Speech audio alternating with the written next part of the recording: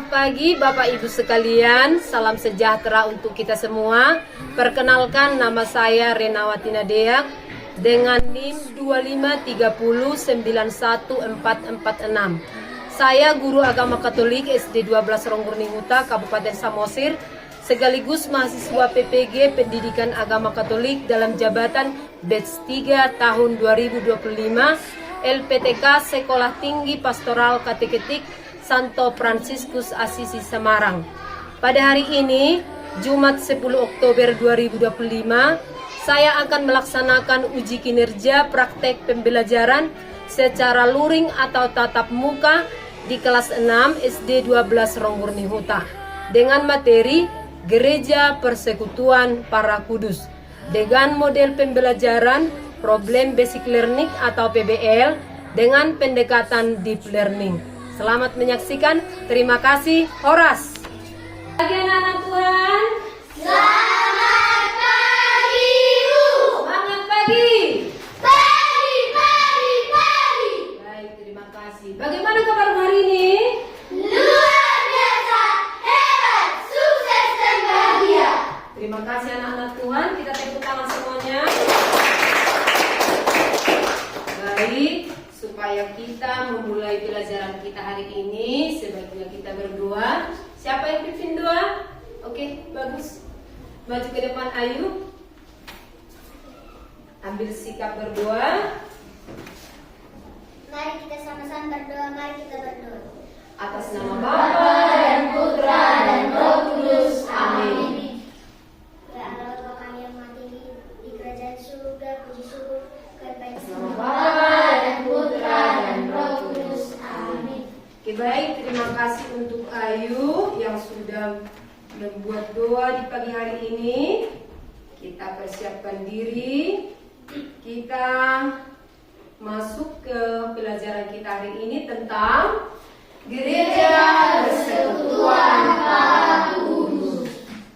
Oke, baik anak-anak Tuhan, kita tadi sudah selesai berdoa. Kita memulai pembelajaran kita dengan bernyanyi. Semua berdiri, berdiri siap. Siap. Kita bernyanyi Indonesia Raya. Diikuti.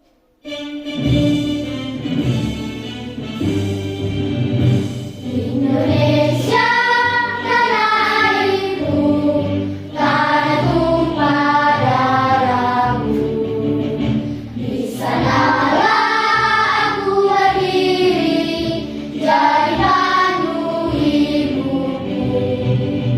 Indonesia bangsaku, bangsa dan tanah airku. Marilah kita bersatu, Indonesia bersatu. Hiduplah tanahku, hiduplah negeriku, bangsaku, rakyatku semuanya. Bangunlah jiwanya, bangunlah badannya untuk Indonesia Raya. Indonesia Raya, merdeka, merdeka, tanahku, negeriku yang ku cinta. Indonesia Raya, merdeka, merdeka, hiduplah Indonesia Raya. Indonesia Raya, merdeka, merdeka, tanahku, negeriku yang ku cinta. Indonesia Raya, merdeka, merdeka, hiduplah Indonesia Raya. Baik, terima kasih. Kita lanjut dengan lagu rohani, yaitu Jalan Serta Yesus.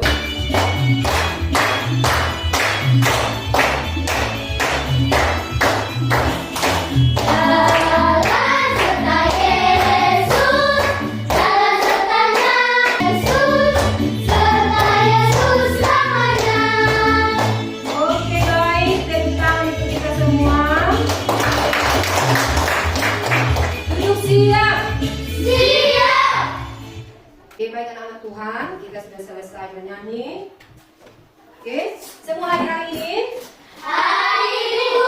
Oke, Bu absennya. Ernest? Hadir, Bu. Ronita? Hadir, Bu. Rosiana? Hadir, Bu. Ayu Mesta? Hadir, Bu. Yosefarina? Hadir, Bu. Fania? Hadir, Bu. Sylvia?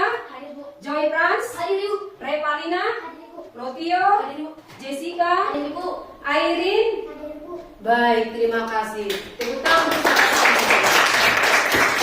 tidak ada yang absen, semua semangat untuk belajar. Oke, seperti yang Ibu jelaskan di awal tadi, bahwa pembelajaran kita hari ini yaitu Gereja Persekutuan Para Kudus. Nah, jadi minggu yang lalu kita sudah mempelajari tentang sifat-sifat gereja Katolik. Siapa yang masih ingat apa itu? Apa-apa saja sifat-sifat gereja Katolik? Ya baik, Rotio. 1. Kudus, Katolik, dan Apostolik. Ulangi dulu sayang. 1. Kudus, Katolik, dan Apostolik. Bagus, betul sekali. Pertama seperti itu. Oke, yang pertama tadi dikatakan bahwa gereja yang satu. Apa itu gereja yang satu? Siapa yang masih ingat? Oke, Sylvie. Sifat gereja yang satu didasarkan pada kesatuan Allah Tritunggal Maha Kudus, yaitu Bapa, Putra, dan Roh Kudus. Allah Tritunggal kendati memiliki 3 pribadi, tetapi hakikatnya adalah satu. Demikian pula gereja meskipun beraneka ragam, tetap satu dalam persekutuan dengan Yesus Kristus di dalam Roh Kudus. Bagus, betul sekali. Tepuk tangan lagi untuk sisa ini. Gereja yang satu tadi sudah dijelaskan dengan bagus. Sekarang gereja yang kudus. Siapa bisa? Ya, baik, Joy Frans. Gereja disebut kudus karena dijiwai oleh Roh Kudus, yaitu Roh Kristus sendiri. Bagus, tepuk tangan untuk Joy Frans. Oke, mantap ya. Gereja yang apostolik. Siapa? Gereja yang apostolik. Ya, Tio lagi. Gereja berciri apostolik artinya keberadaan gereja tidak terlepas dari karya perbuatan serta pengajaran para rasul. Bagus, betul sekali. Tepuk tangan untuk semua. Satu lagi yang belum. Gereja yang Katolik. Apa itu gereja yang Katolik? Ya, baik sayang. Lanjut. Istilah Katolik berarti universal dan terbuka bagi semua bangsa dan bahasa. Bagus, terima kasih untuk Jessica. Oke. Baik anak-anak Tuhan, jadi Ibu sangat senang sekali karena masih mengingat tentang pelajaran kita minggu yang lalu. Jadi pelajaran kita hari ini juga ada hubungannya dengan apa yang kita pelajari minggu lalu, yaitu tentang Gereja Persekutuan Para Kudus. Oke, menurut kalian apa yang dimaksud dengan persekutuan para kudus? Persekutuan para kudus. Ya, ayo. Persekutuan para kudus hendak mengungkapkan iman akan persekutuan dengan seluruh umat beriman kepada Kristus di dalam Roh Kudus. Bagus sekali. Tepuk tangan untuk kita ini. Iya, bagus. Menurut kalian, yang kedua, mengapa kudus menjadi salah satu sifat gereja Katolik? Ya, Rosiana. Gereja disebut kudus karena dijiwai oleh Roh Kristus sendiri. Betul sekali. Tepuk tangan untuk Rosiana. Baik, terima kasih anak-anak kami sekalian.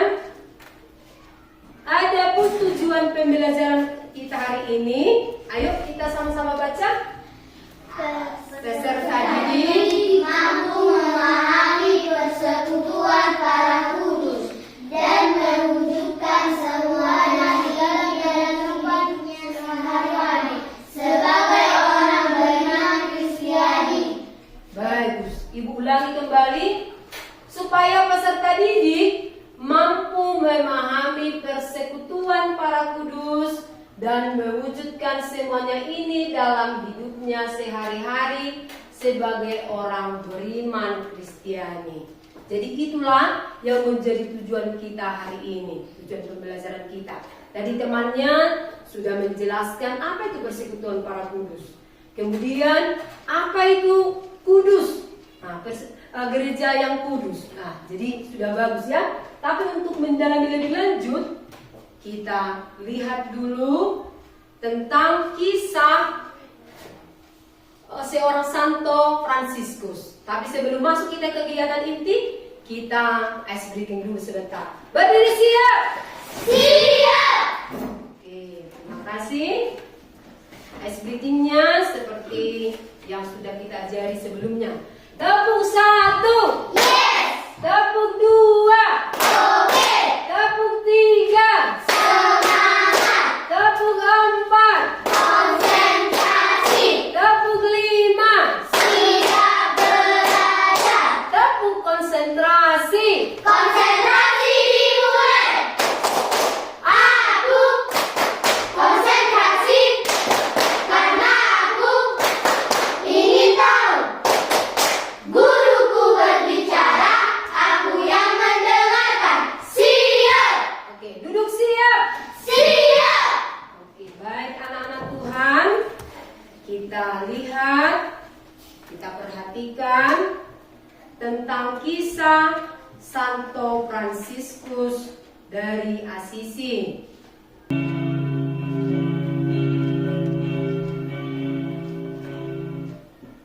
Nardoni, seorang pedagang kain yang kaya raya, dan ibunya bernama Donna Pica.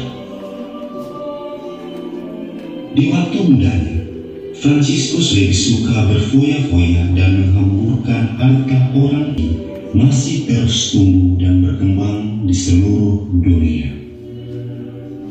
Demikian kisah singkat tentang Santo Fransiskus dari Assisi. Semoga teladan hidupnya dapat kita renungkan dan juga dapat menjadi teladan bagi hidup kita. Dari video tadi, kita bisa lihat kembali di buku bacaan kita tentang kisah tentang Santo Fransiskus dari Assisi.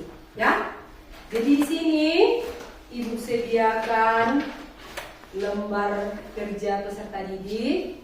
Jadi nanti kamu bisa lihat pertanyaan yang sudah Ibu sediakan di situ. Kemudian diskusikan dengan teman diskusimu yang sudah kita tentukan di minggu yang lalu, kelompok 1, 2, dan 3. Jadi ketuanya nanti mengatur setiap anggotanya supaya semuanya aktif, tidak ada yang pasif ya, tidak ada yang bekerja. Kemudian sekretaris tulis apa pendapat dari setiap temannya. Kemudian tuliskan nanti di lembar jawaban yang sudah disediakan. Mengerti ya? Oke, ini untuk kelompok 1. Kelompok 2 dan kelompok 3. Silakan kerjakan. Oke, silakan bekerja sama.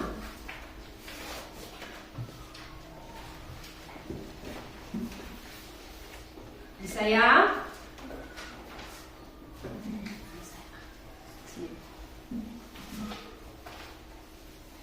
Oke, silakan ingat kembali video tadi di buku bacaan kita juga di halaman 126 sampai 129 bisa menjadi panduan kita untuk mengisi lembar jawaban yang sudah tersedia. Silakan didiskusikan. Aku hidup oleh Bapa. Demikian juga barang siapa yang memakan aku akan hidup oleh aku. Inilah roti yang telah turun dari surga, bukan roti seperti yang dimakan nenek moyangmu dan mereka telah mati. Bagi barang siapa makan roti ini, ia akan hidup selama-lamanya. Oke, baik. Terima kasih untuk Sylvia. Silakan duduk. Oke. Kemudian kita masuk ke dalam kelompok kembali. Lihat lembar kerjanya aktivitas 3. Di sana sudah disediakan 5 pertanyaan. Lihat NKPD-nya masing-masing. Nih. Sudah? Nomor 1, 2, 3, 4, 5 silahkan didiskusikan. Berdasarkan apa yang telah kita baca tadi, bisa dipahami kembali dari bacaan yang sudah Ibu jelaskan. Silakan.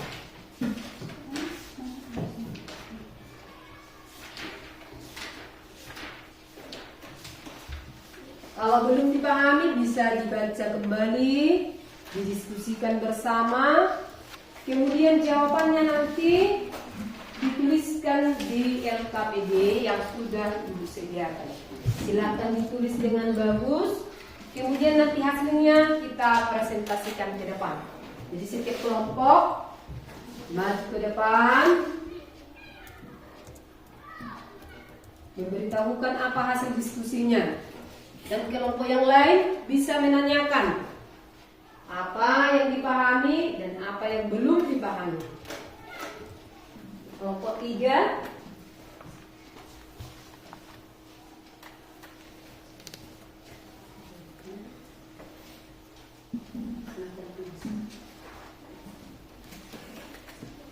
kelompok 2 bagaimana?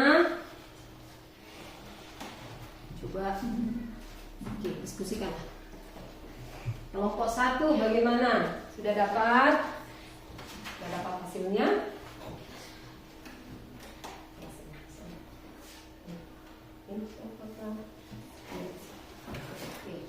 Silakan ketua. Baik, tadi di aktivitas pertama, di LKPD pertama kita kan sudah menjawab tentang mengenal siapakah Santo Fransiskus dari Assisi. Selain Santo Fransiskus dari Assisi, masih banyak lagi orang kudus, santo dan santa dalam gereja Katolik. Jadi di aktivitas kedua, di sini sudah Ibu buat ada 8 kolom. Jadi yang tersedia di situ ada 3. Yang pertama kita baca bersama Santo Carolus. Yang kedua Santo Dominikus. Yang ketiga Santo Corona. Iya. Jadi di situ ada nama Santo, tanggal peringatannya, dan semangat apa yang diteladankan bagi kita. Jadi tugasmu sekarang, kamu carilah untuk nomor 4, 5, 6, 7, 8 nama Santo selain ini. Dan bisa ya? Bisa kamu lihat dari buku bacaan kelas 6. Jadi di situ ada beberapa selain mereka ini, selain Santo Fransiskus, siapa lagi santo yang ada dalam gereja Katolik? Sebelumnya kan sudah ada kan? Nah, jadi bisa lihat. Atau nama pelindung gereja, contohnya Santo Mikael, kan ada beberapa itu kan? Bisa kamu tuliskan. Silakan diskusikan kembali dengan anggota kelompoknya.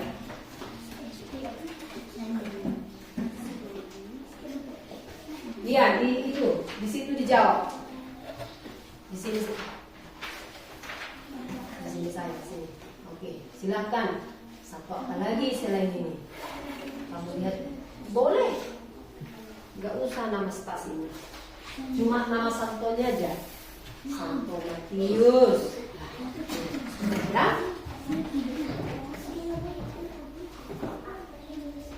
Selain mereka, siapa lagi?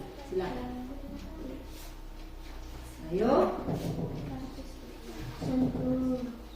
Ayo Reva.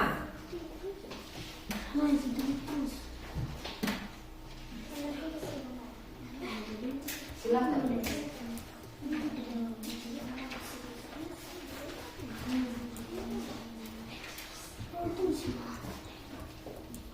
Iya, itu bisa. Boleh. Silakan dicatat sekretarisnya.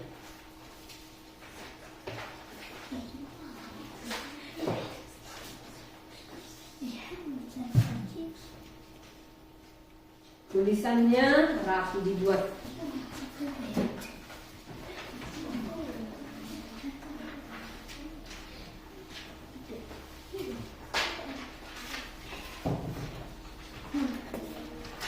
Boleh.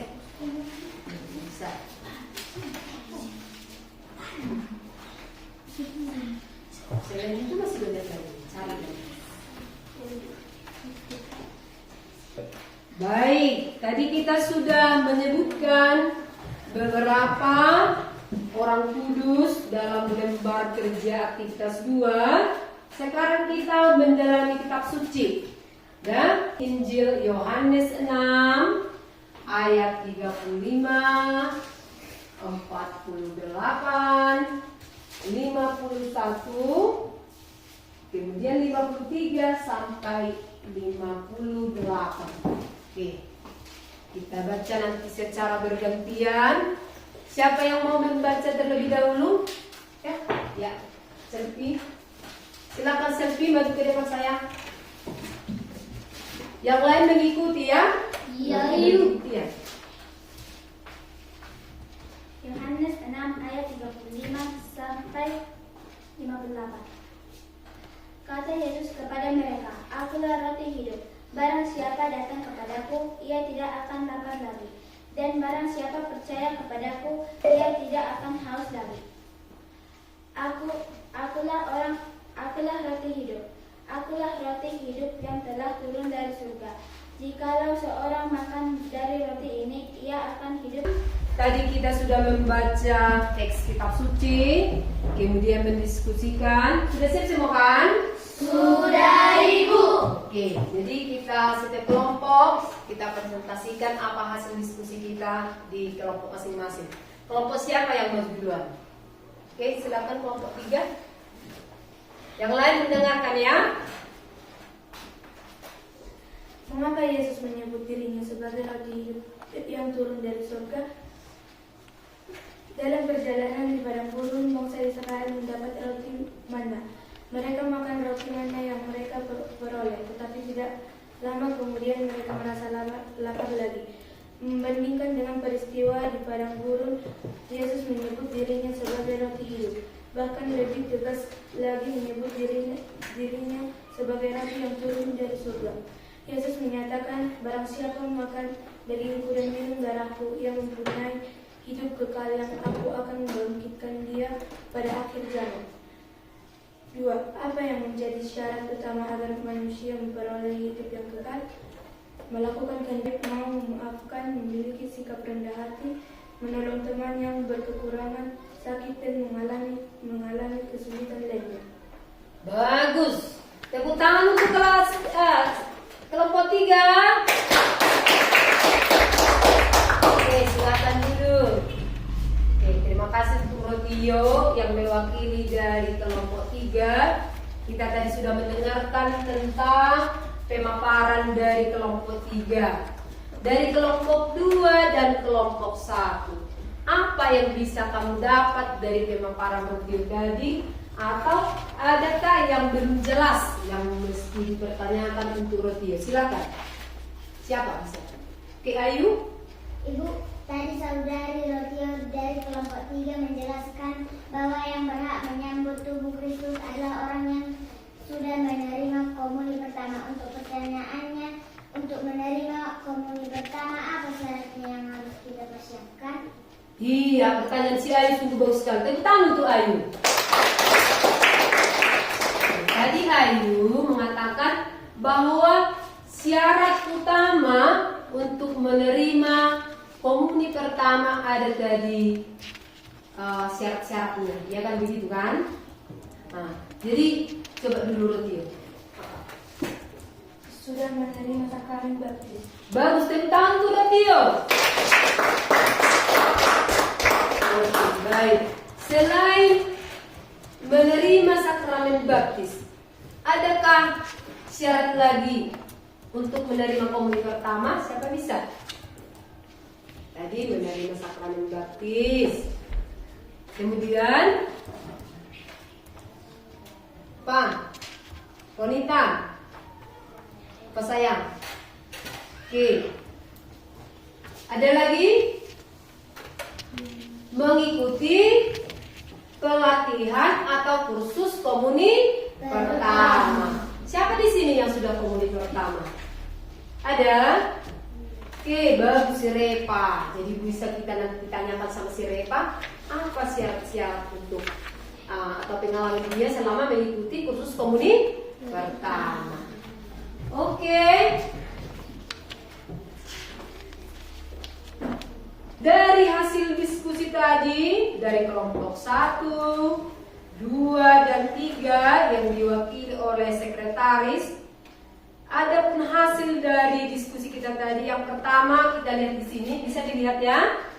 Yang pertama, dalam tradisi gereja Katolik ada istilah santo, santa, beata, beato.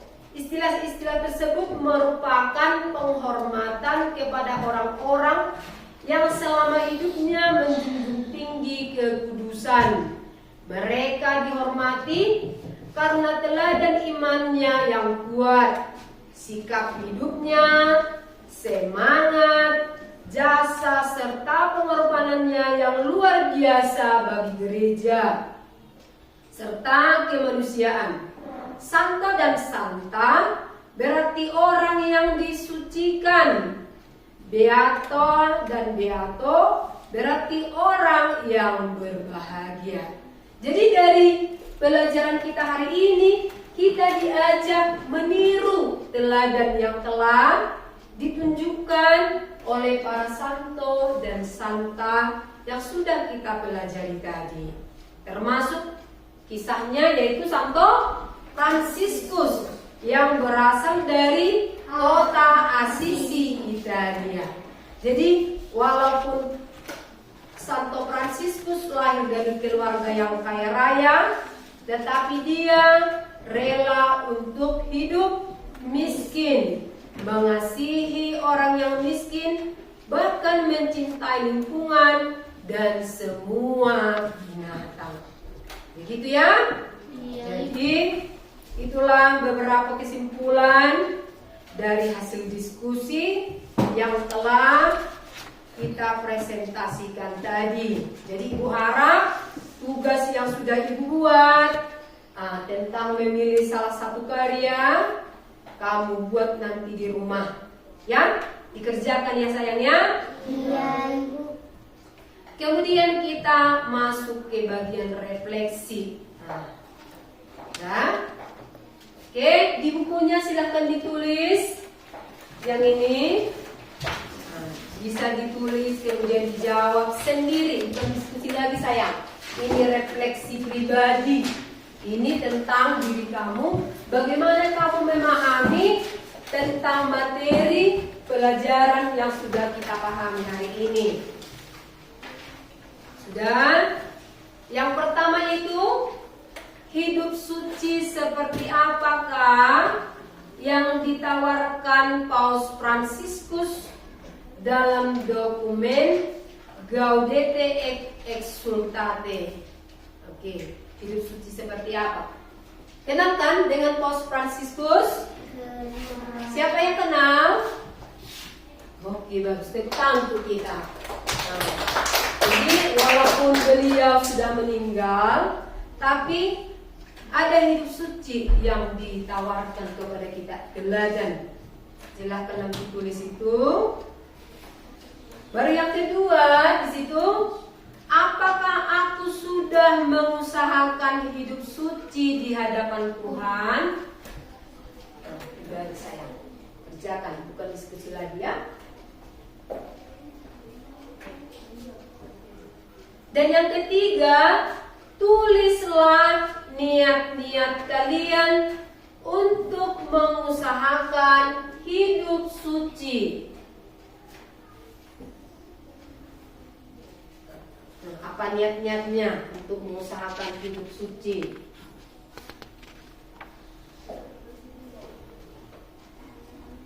Dan yang terakhir, mendoakan litani para kudus untuk mohon kekuatan agar hidup kita disucikan.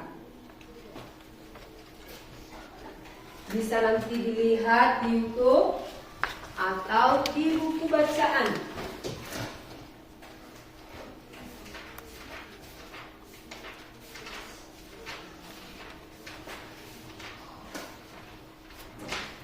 Di buku bacaannya halaman 139 sampai 143.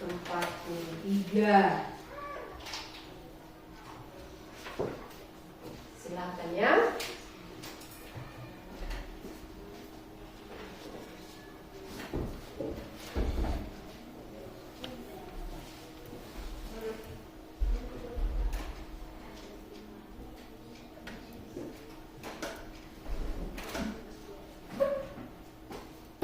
ada yang kurang jelas, bisa ditanyakan ke Ibu. Nomor berapa? Bisa dibantu nanti.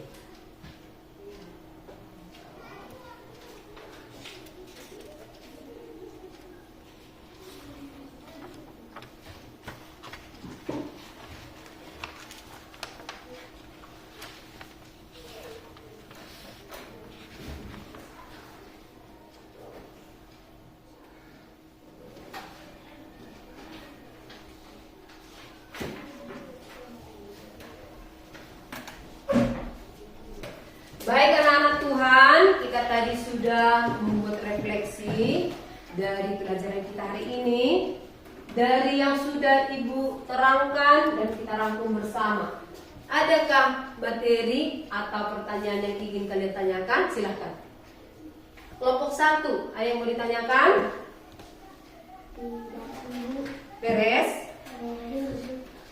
Kelompok 2? Tidak, Ibu. Kelompok 3 paham? Paham? Oke, baik, tepuk tangan kelompok 3. Oke, baik. Terima kasih anak-anak Tuhan. Pembelajaran kita sudah hampir selesai. Sekarang kita menjawab pertanyaan. Di situ ada asesmen. Sebagai asesmen somatik bagian terakhir ada yang disediakan 15. Kemudian nanti jawab di kolom yang sudah disediakan. Bisa ya? Ini. Silakan dijawab.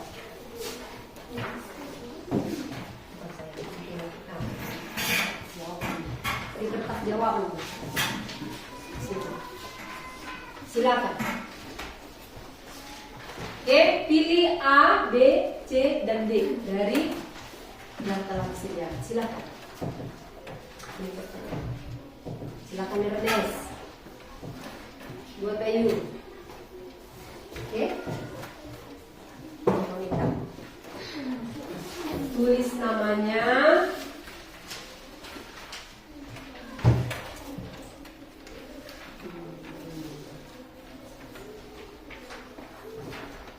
Kalau sudah siap nanti dikumpulkan oleh ketua kelompok. Ketua kelompok nanti menyerahkan ke Ibu. Silakan.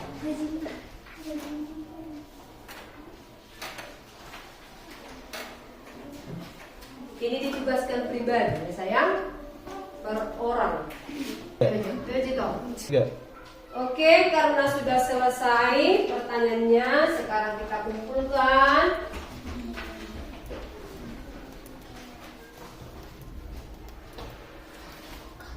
Oke. Sebagai tugas di rumah nanti, kamu pilih salah satu. Bisa puisi, bisa lukisan, kata-kata, lagu atau karangan. Sudah? Bisa pilih salah satu nanti dari 6 ini yang Ibu sediakan. Sudah? Sudah, Ibu. Bisa dilihat? Bisa, Ibu. Oke, baca dulu nomor 1. Buatlah puisi dengan tema santa atau santo yang kamu ketahui.